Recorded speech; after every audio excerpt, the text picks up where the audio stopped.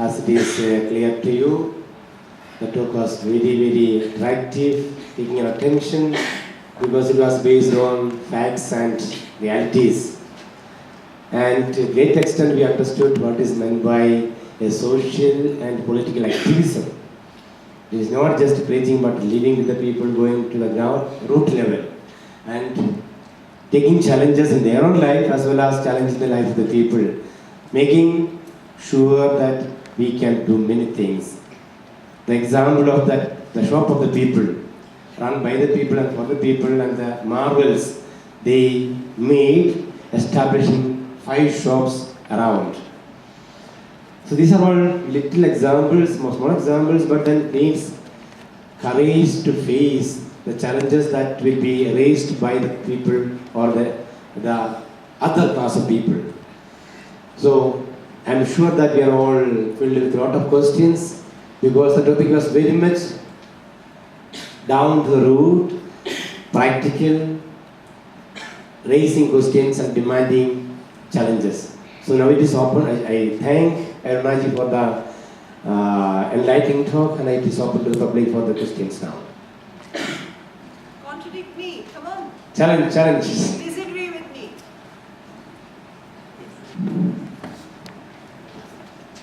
Ma'am, you keep speaking about giving out information and how we should dispose of all information from the government offices.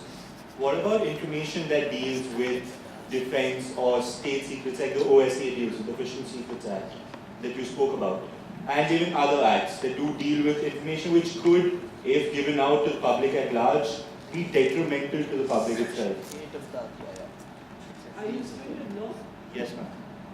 Have you read the Right to Information Yes, Act? Section 8, ma'am. Yes. But then you keep speaking about giving it out, while a lot of things Section could 8, be misused. see, in a secretive society which is so culturally secretive, where an artisan will not part with his or her secret.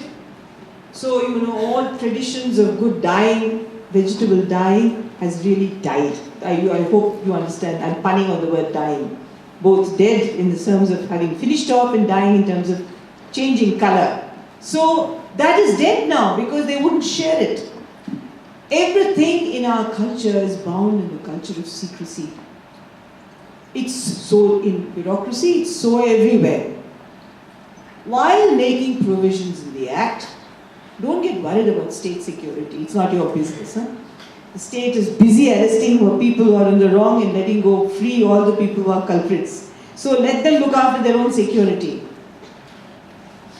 But what you should be more concerned about is privacy. But even privacy is taken care of by the Act. But the rest of it is open business.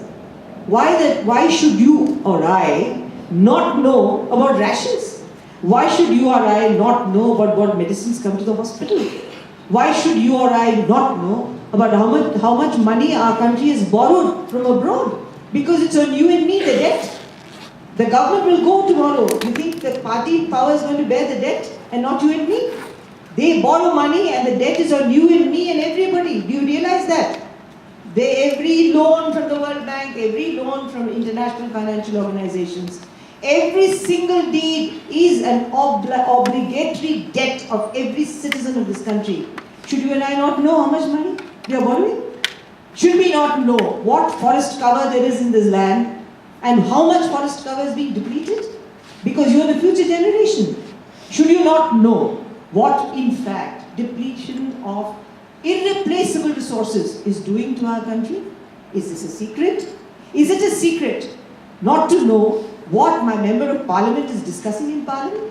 That member is gone because I have transferred my sovereignty to that person for 5 years.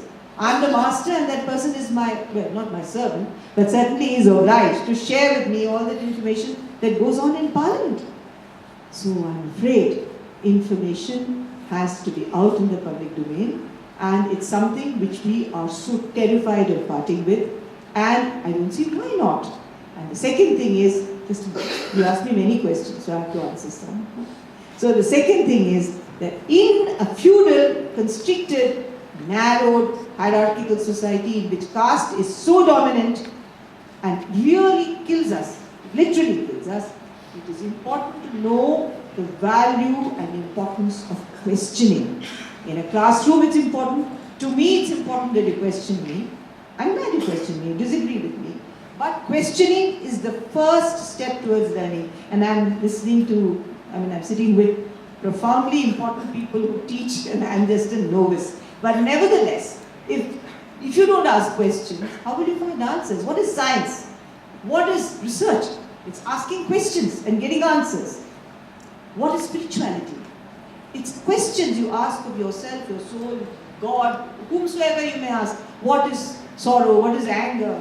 Why do I feel grief? Why do I feel that? These are all questions that the Buddha actually publicized in such a manner that's come into the normal discourse of India. We know dukkha leads to all the various agonies of the human being. All this is now in our diction. How can you live without questioning? And if I question, I must get an answer. Don't you think so? Yeah? So that's the simple formulation. There'll be many things you won't get. There's privacy you can't access. You need to know what happens between me and my husband. That's my personal business. I won't tell you. But your yellow journals are full of that kind of information, which is not important. But what is relevant is not coming out. So we need to tweak that whole thing and set it right. If I could follow up, you keep saying that all information should be released, but what about... What should be released? Information, ma'am. I didn't say all information. No, like in... When I say all, I mean all the information relating to the issues that I have defined should be released. So with the example you took about the senior security officer who used the senior police officer who used to take the lower constables as domestic help in his house.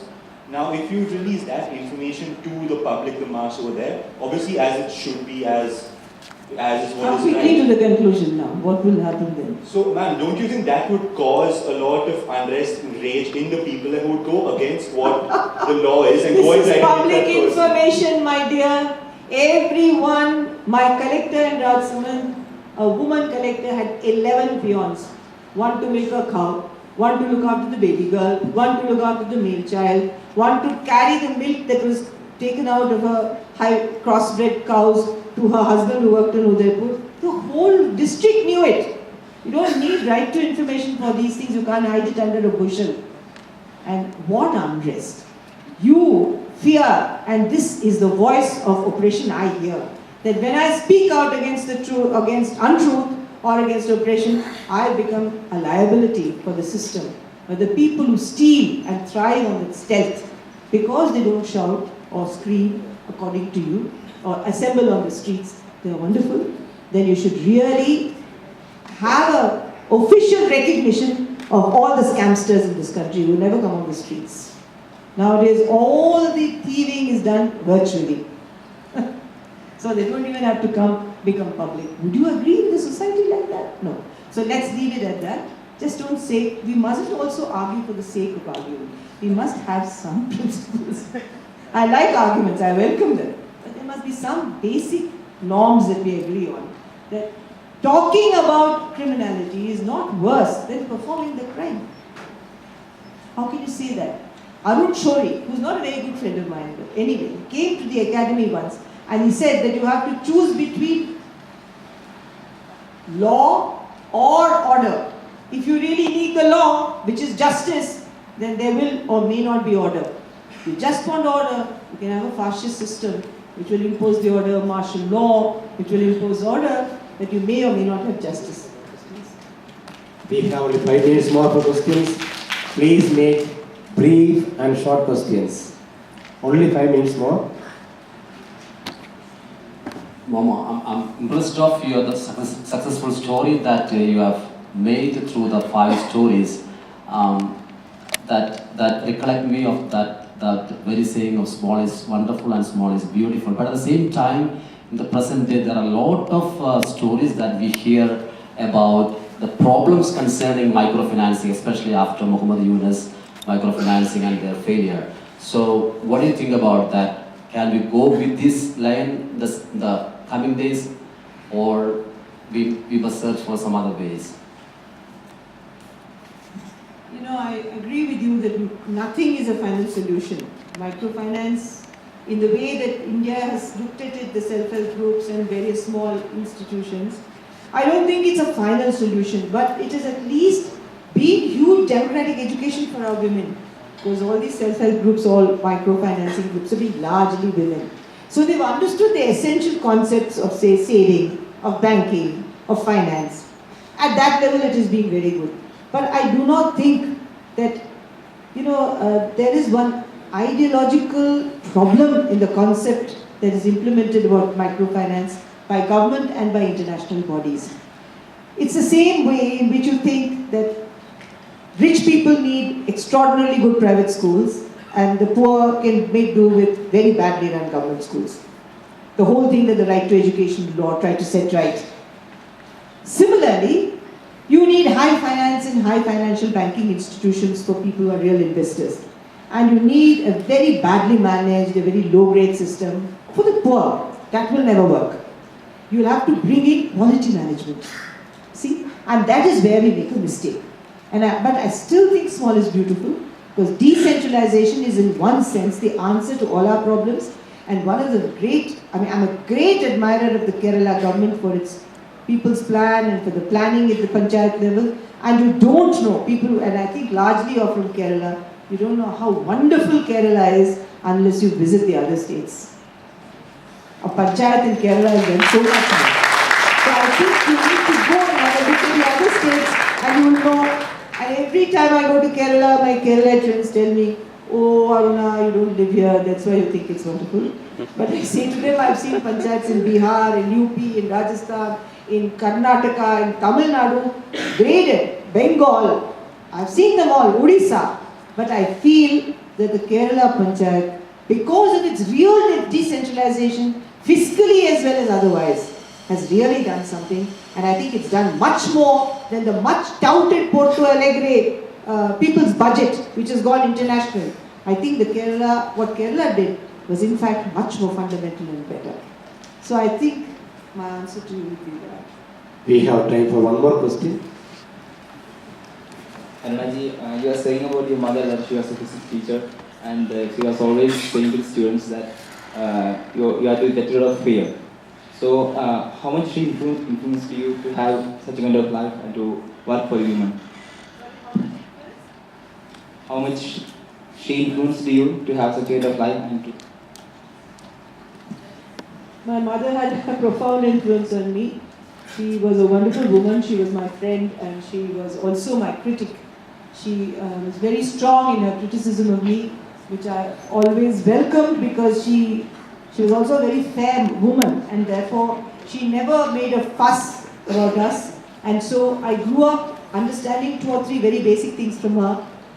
One is she was a very rational human being and for her everything had to be understood and explained rationally. If you did not use reason, she had a lot of problems.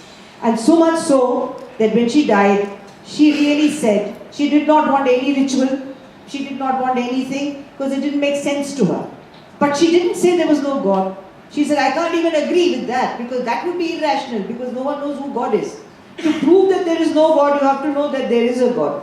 So unless you prove to me that there is a God, I can't say that there is no God. So even that position is not rational.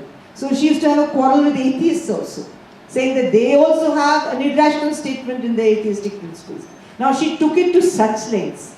And she was a very good veena player, she was all kinds of things. So I had great admiration for her, I got very influenced by her. And I think she was a very wonderful woman. But I think what she said about fear makes a lot of sense. All religions say that every single thing that we are made to do, which is wrong, arises from fear. And fear is something you have to deal with. And there's a very good book of Eric Fromm's called Fear of Freedom. It begins with just freedom, and you have so many writings on what fear makes you do.